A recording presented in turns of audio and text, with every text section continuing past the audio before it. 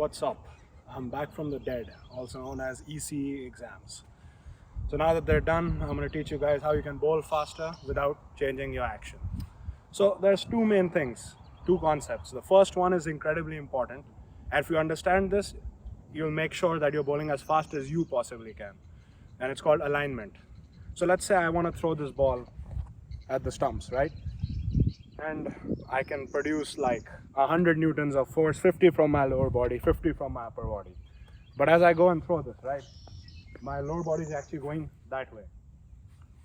And now obviously the ball wants to go where my body is going. So how do you adjust? To adjust, you have to take your upper body and it has to go the opposite way, right? To make sure the ball goes there. And you can see that was much straighter. Now here's the thing, let's say 50 newtons of my lower body is going that way. How much of it is in that direction? There's a formula for this. I'm not going to bore you with the maths, but if you've taken a physics class, you know it's less than 50. And what's even worse is, to correct for that, the rest of my body is actually going that way, which means the 50 newtons that would have gone straight are now going, some of them is going that way. So the point of this is you want to make sure whatever movements you are doing with your body are aligned towards where you're throwing the ball. Not necessarily straight. If I want to bowl a wide Yorker, I want to make sure my body's aligned on that line. Now here's the thing. Fast bowling is not one movement, it's actually a series of movements of your whole body. So to bowl faster, I'm going to show you how you can improve all of them. Even if your action is different, everyone is doing the same series of movements. There are 6 things I'm going to focus on. You cannot do all 6 at once. So you focus on one at a time, and I'm going to show you how you can incorporate them. The first is your wrist. Now, here's the thing. A lot of pace can be generated just by using your wrist, and I'll show you. I'm throwing it over there, right? If I don't use my wrist, it's that fast. Guess what? I can go just that fast without moving my arm at all. Stop my hand. That was even faster actually. What you want to do is really want to snap your wrist down as you throw the ball. And if you incorporate this with your arm moving, it's like a whip almost. Now if you consciously snap your wrist down, you're going to gain about 5 kilometers per hour. And if you start going to the gym and working out, or maybe, I don't know, lifting bottles and really training your wrist, you can go even more, 10 kilometers per hour. Now the second thing, and this is one of the most important things in fast bowling actually, it's your non-bowling arm. A lot of people forget to use it properly, and it's very simple actually. All you have to do, you have to make sure your arm is going as up high as it can and coming down as hard as possible, right?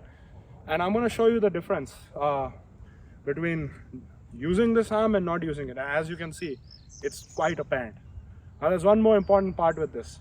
What happens every once in a while is, as they're going, their arm will start coming down to the side or not straight, right? You want to make sure it's going straight. And I'll ensure that all the force is going straight towards where you want to bowl. And this is where the alignment comes in.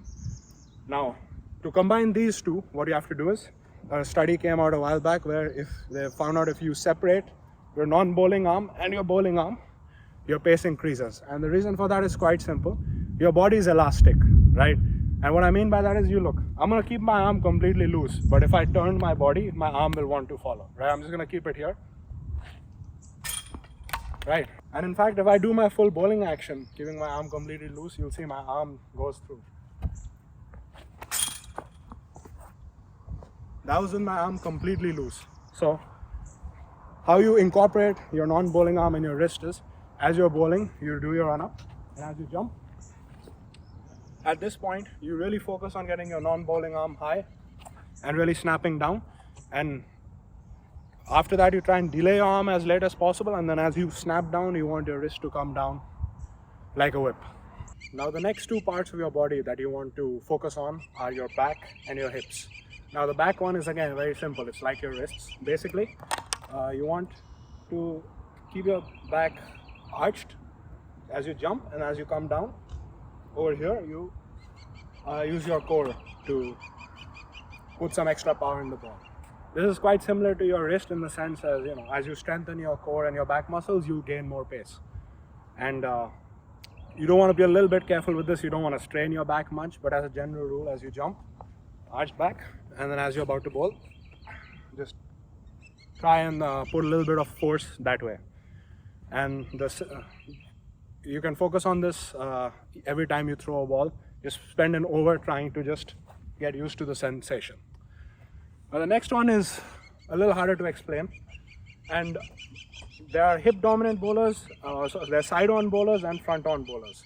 Front on bowlers use their hips less, but as a general rule, a lot of force is generated by the turning of your hips. Now to visualize this, I'm going to use the stumps. If I want to throw the ball over there, imagine the stumps are over there. When I jump, my hips are actually facing the camera, and as I bowl, you can see that the stumps do a 90-degree turn. Now the faster you do this turn, and as a general rule, the more you turn, the more force goes from your hips towards the stumps. You're turning rotational motion into a force in that direction.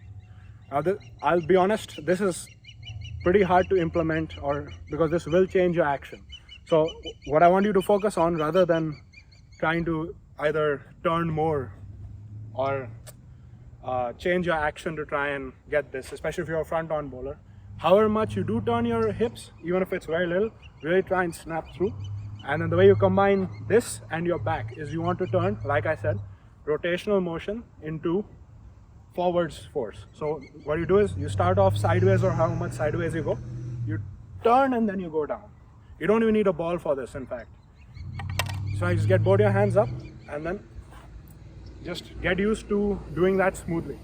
You do this a few times, and then once you do it with the ball, the difference is very important. I'm just going to throw it once without rotating, and once with rotation and my back.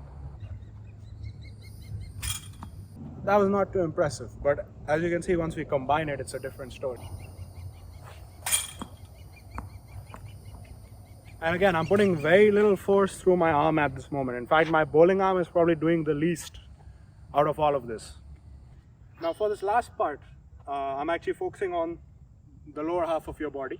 And there's two very simple things you need to do. Number one, your front leg as you bowl needs to be straight. And it's actually very simple. You know how when you catch it, if you want to ensure the ball doesn't bounce out of your hands, just kind of absorb the shock. Same thing with your front legs. You don't want your front legs to absorb the shock. You want it to go through it into your bowling action. If it's bent, you kind of slow down. Right, you can see I'm going down. If the force is going down, it's not going forward. So keep it straight. And the last thing is back foot stiffness right after you jump. Now first off, I know I said you shouldn't change your action. Don't change it, but if you jump off the wrong foot, none of this applies. So make sure you're jumping off the right foot. As you take your jump, you want your back foot, which is this part, this should be stiff.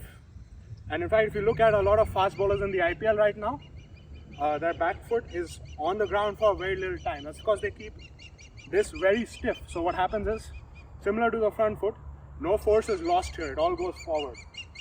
So it should look something like this. The way you combine these is, you make sure that as you jump, you first focus on your back foot contact and then your front foot being straight. And if you do these two correctly, you should not stop here. In fact, you should be able to go forward very smoothly.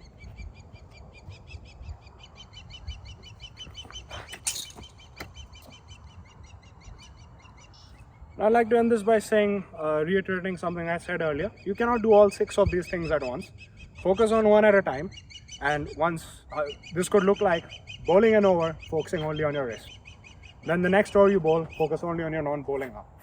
And then incorporate them slowly. Focus on on the separation between your arms by combining this and your wrist, right? And you can bowl an over like this. And keep in mind, this is a continuous process. You don't suddenly become the fastest you can. As you become stronger, you will increase your pace. I'm still working on it. In fact, I recently changed my action, as some of you will have seen. So we'll see how that works out.